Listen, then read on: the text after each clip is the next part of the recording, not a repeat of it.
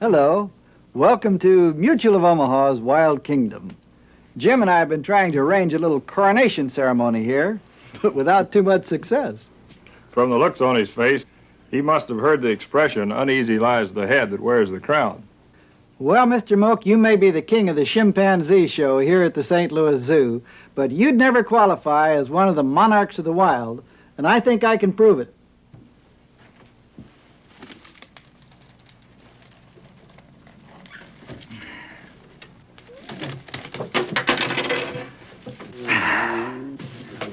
Oh, big, tough Mr. Moak is afraid of a little kitten. And well, he might be, because this little lion is a prince of royal blood. We can define an animal as a monarch if it dominates other animals or lives out its life virtually unchallenged by other animals. Cats are truly monarchs, and they've been reigning for a long time, haven't they, Jim? They certainly have, something like 50 million years. And in that time, they've spread out to establish homes everywhere on Earth except in the polar regions and in Australia and New Zealand. And they've pretty well divided the world up among themselves. Africa is the home of the lion, but he shares much of his domain with the leopard. The leopard is also found in Asia, but the true monarch here is the tiger. In North America, we have the mountain lion or puma and the bobcat. And in South America, the jaguar. So the big cats all belong to what we might call the royal family of the wild kingdom. And the most famous of all the monarchs is the lordly lion. He's called the king of beasts for his regal appearance, his dignified manner, and his tremendous strength. Living together in family groups or prides, the females are the hunters, whereas the old male is the defender of their domain. This young monarch is pretty helpless in his early life, but soon he learns how to take care of himself in the school of hard knocks. The mother takes good care of her young until they're old enough to join the hunt. Their prey will be alert and fast. And when they become monarchs, panic runs before them.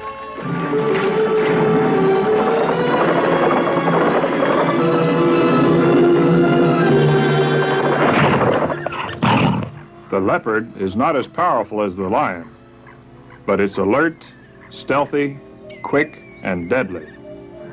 The young cub is one of the most beautiful kittens on earth. For the first 6 months of his life, his mother is never far away, and she devotes her time feeding him and watching over him.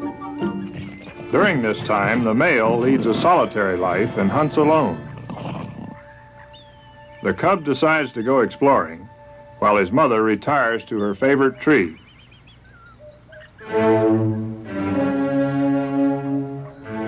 This experience will help train him for his future role as a monarch. For a mother, the tree makes an excellent watchtower. Now the cub has spotted something that calls for an investigation.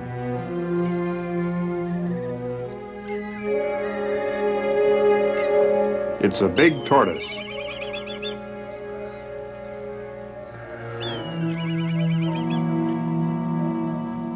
Secure in his bony shell, the tortoise is well protected against the claws of a cat. And the little prince soon learns that not all the animals will succumb to his powers as a monarch.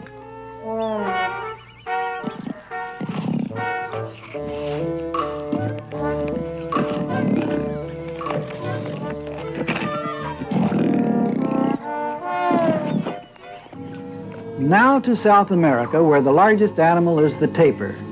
But here the spotted king is the jaguar. And a young jaguar has the same inquisitive nature as the young leopard. It's the tapir he's watching. Now, a tapir is a rather plain animal, except for his nose. It's a sawed-off version of the elephant's trunk, and he uses it in the same way, for smelling, eating, and moving things.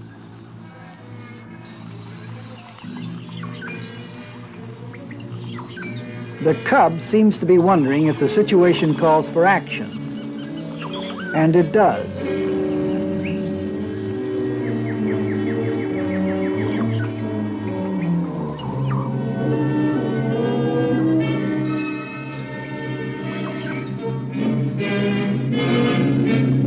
senses of a tapir are not very keen. He may not even know he's being followed.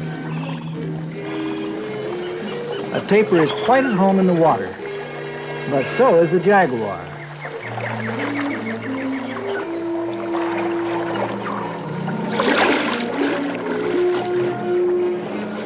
Now the tapir knows for sure that he's being molested, and he doesn't like it.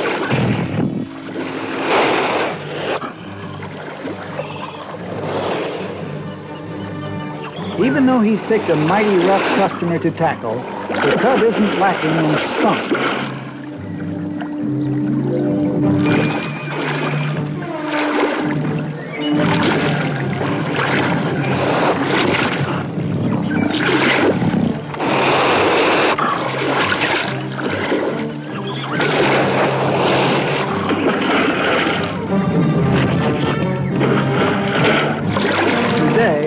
Jaguar is outclassed, but give him a year to grow up, and then the story will be different.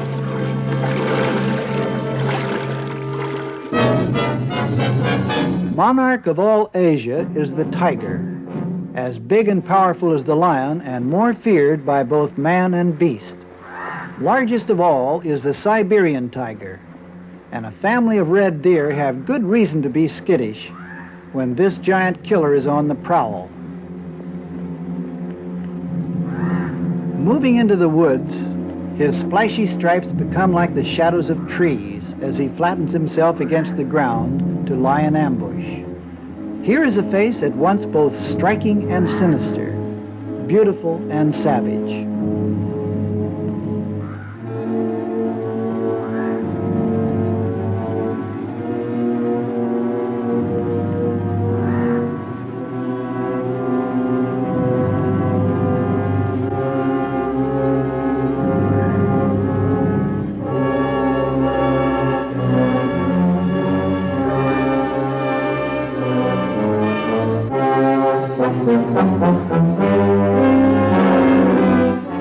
His victims have escaped, but he's fat and can well wait for the next opportunity, which is sure to come. All the big cats are monarchs of the wild, but all the monarchs aren't cats. Let's take a look at some of the other rulers among animals. The one in here, for example. Jim, I may need a little help on this.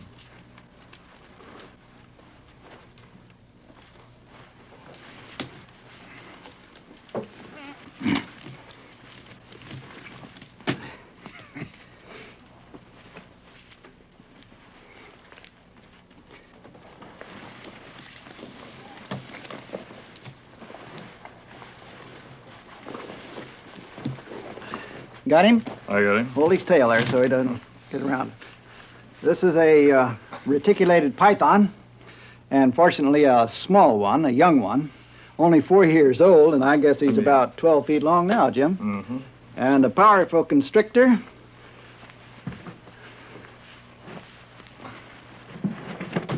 When he gets full grown, he's going to be about 30 feet long, and when he's 30 feet long, he's going to be able to really take care of himself. As a matter of fact, the python is so big that he has little to fear from any other creature. And all over the world, we find animals that must be classified as monarchs simply because of their sheer size. Surely the elephant is a monarch by any standard of measure. Of all land animals, he is by far the biggest, standing 12 feet or more at the shoulders. Even a baby elephant is a giant, weighing between 150 and 200 pounds at birth. The most spectacular feature of this spectacular animal is the trunk, 6 feet of boneless sinew and muscle, flexible and incredibly strong.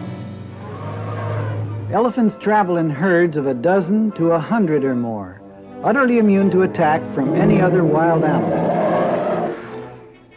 Equally sure of his ground is the rhinoceros, and he's another giant, weighing upwards of 2 tons. Like the elephant, he's a vegetarian. He uses his flexible upper lip to break off twigs and plants, and spends almost every waking hour fueling his enormous body. climb above the timberline in the American West, and you enter the empire of the Rocky Mountain goat. Follow his tracks and hide yourself near a rock in which he's found a vein of salt. Here you can observe this beautiful creature that looks like a goat, but is really more of an antelope. So we class him as a goat antelope. His dagger-like horns are formidable weapons against an attacker. But his feet are his main defense. Rubbery hooves with sharp edges give him a sure footing. And he lives the entire year climbing about in territory that's impassable for most other animals.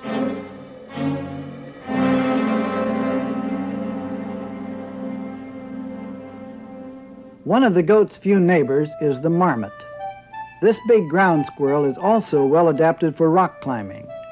And when mother nurses her young, they learn to hang on for dear life.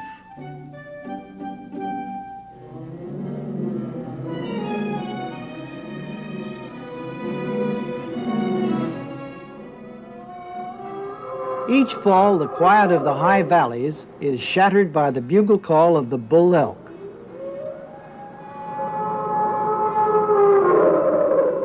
For a time, the cows go their peaceful way, but the mating season has begun, and a big bull sounds a challenge to any other male in the vicinity. Unless or until he's challenged, he proceeds to round up a harem of a dozen or so females. In size and spirit, the elk is a true monarch, and in his magnificent antlers, nature has bestowed on him the most beautiful crown in all the wild kingdom.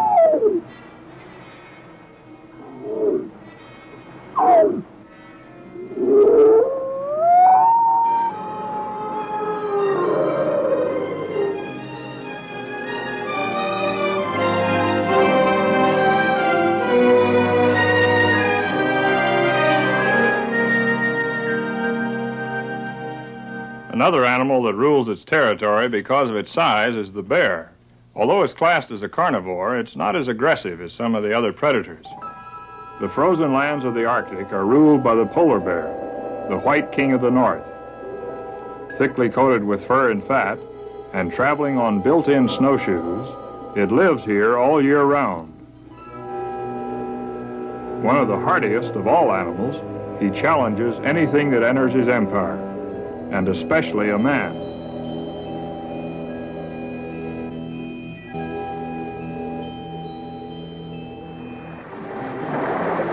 The neighboring kingdoms just south of the Arctic are ruled by the larger brown bears, including the world's largest, the Kodiak bear. Each year in June, when the salmon swim upstream to spawn, the famous fishing bears of Alaska enjoy a feast.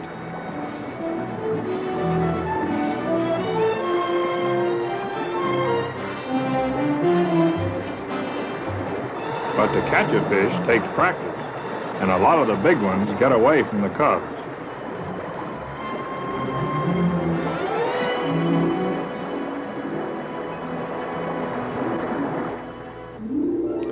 The grizzly bear is the undisputed monarch of the American Northwest, yielding ground only to another even more powerful grizzly. The big males seem to engage in frequent arguments, often for no apparent reason.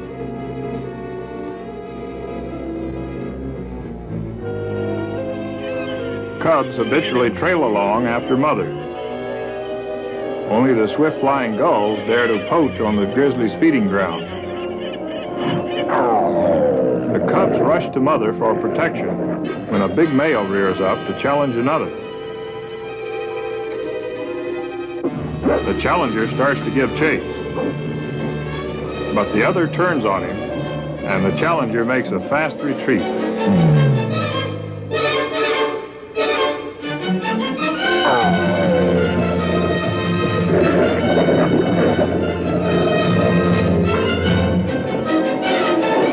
The real monarch is the female, who protects her young against all challengers. We've said that an animal can be called a monarch if it goes virtually unchallenged in its territory. Many animals live out their lives within certain defined territories. But these territories may overlap in many ways. For instance, a puma may reign over a territory like this. This is his kingdom.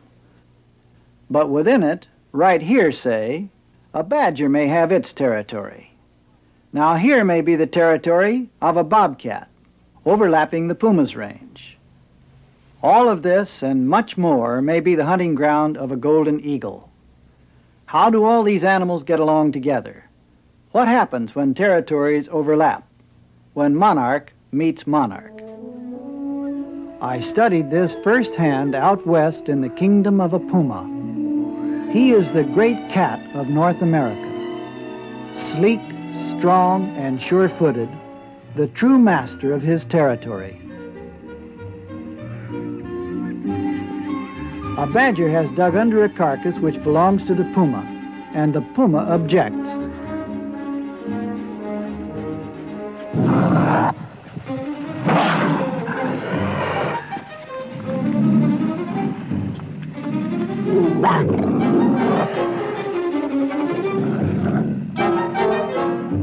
That wasn't much of a fight, especially before an audience. Round 2.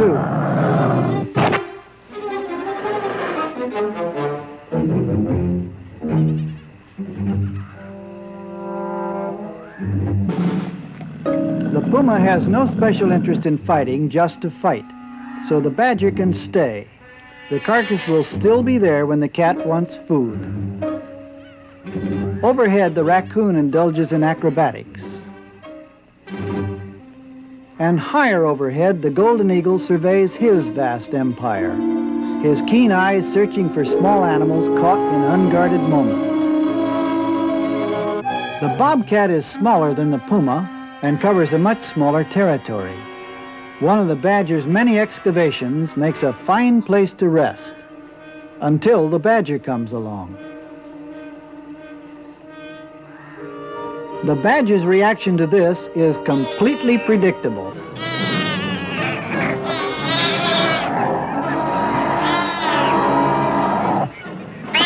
The badger has recovered possession of his hole, but unlike the puma, this cat does like to fight.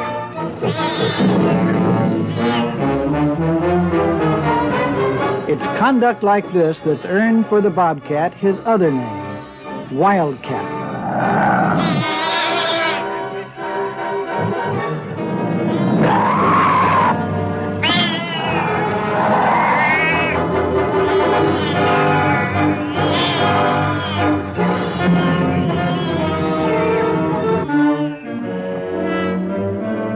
Well, if the cat won't leave, the badger has an answer for that.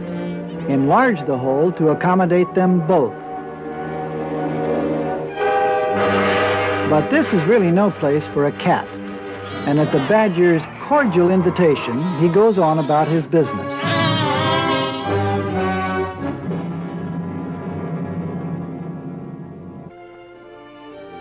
It's a land of rare beauty, this kingdom of the puma, and a mule deer at a mountain lake composes a perfect picture of unspoiled wilderness. A stream feeding the lake cuts across the puma's established route of patrolling his territory. But this remarkably dexterous animal is at home anywhere on land or water.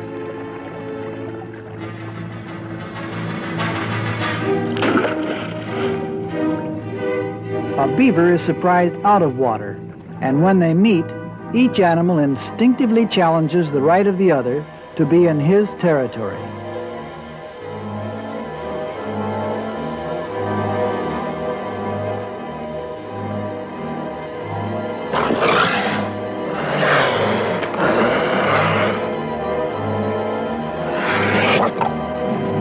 The fight is inconclusive, but each animal has asserted his territorial claim.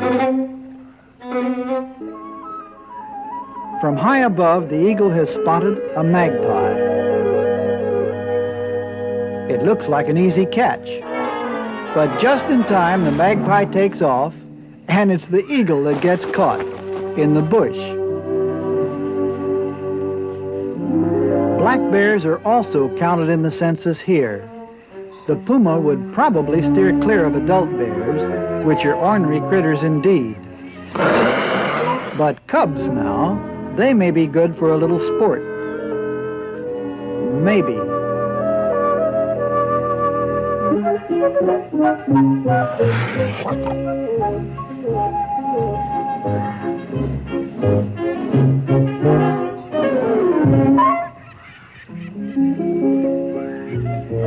A tiny bobcat is enjoying the sun at the side of a spring.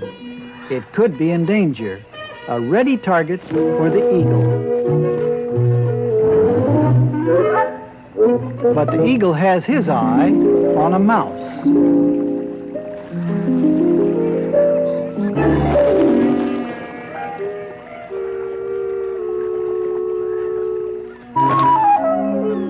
The eagle flies off to its eyrie to feed its young and then continue hunting across the length and breadth of its empire. The badger goes on digging, always ready to do battle with any intruder. The bobcat sharpens its claws, getting ready to go on the prowl. And the puma continues to patrol his own wild kingdom. The wild kingdom is not one kingdom, but many. There's not one great king of beasts, but a bountiful variety of dominant animals, each ruling over a given territory, be it large or small. Some, like the cats and other predators, rule aggressively, attacking and preying upon the lesser creatures that dwell in their kingdoms. Others, such as the elephant, rule because of their size, merely using the advantages nature gave them to remain above the battle for survival. Each monarch has his appointed role to play in maintaining the delicate balance of nature, and each territory fits like a piece of a giant jigsaw puzzle into the overall grand design of the wild kingdom.